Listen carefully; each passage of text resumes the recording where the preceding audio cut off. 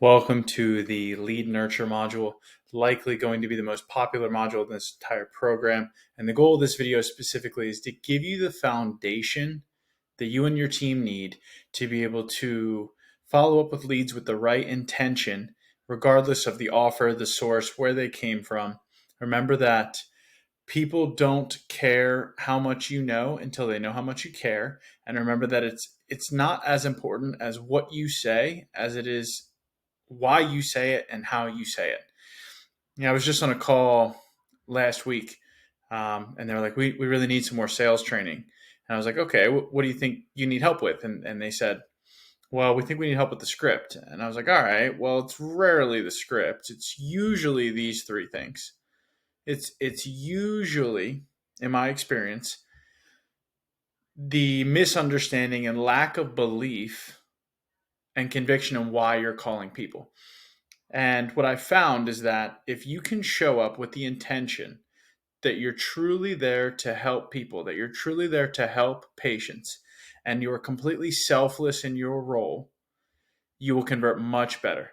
When you're converting out of greed or not a positive place, when you're following up just because it's your job and you're not there to try and help people, it's really difficult to get behind what you're doing.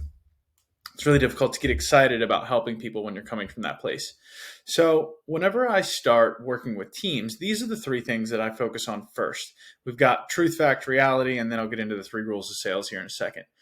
But the big thing that I try and hammer home is truth, fact, reality.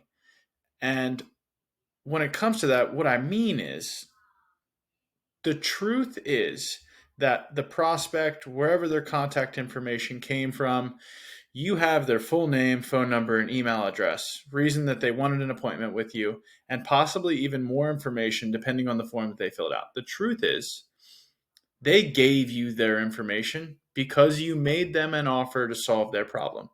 They raised their hand and said, I have a problem. Here's my info. Please call me. Nobody accidentally gives their contact information to a doctor's office. That doesn't happen.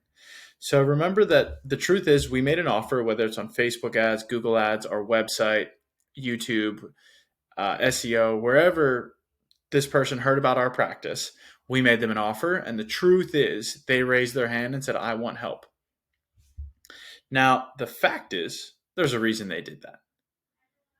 Most of the forms I like to build are like a condition specific campaign, like knees or joints on Google or like hormones on Facebook. So you already know roughly like what the problem is that these prospective patients are struggling with, or it's on a website where there's a form that says reason for appointment. So a large majority of the time, you know the reason that they filled out the form.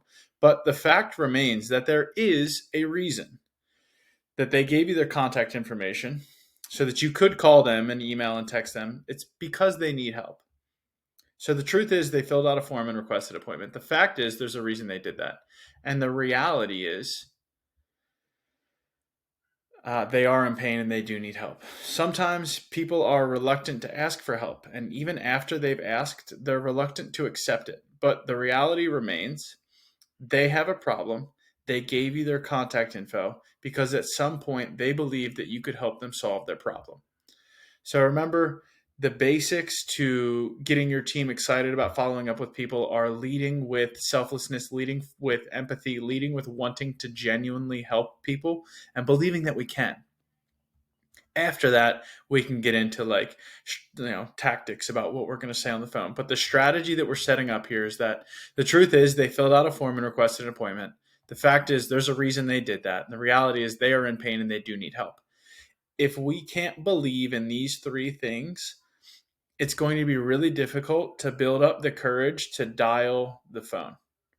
We must believe these three things are real. I'm going to make another video on the three rules of sales here. I think this will be a really great soundbite to share with your team. So we'll just leave this one as is, and I'll go ahead and film another one for this.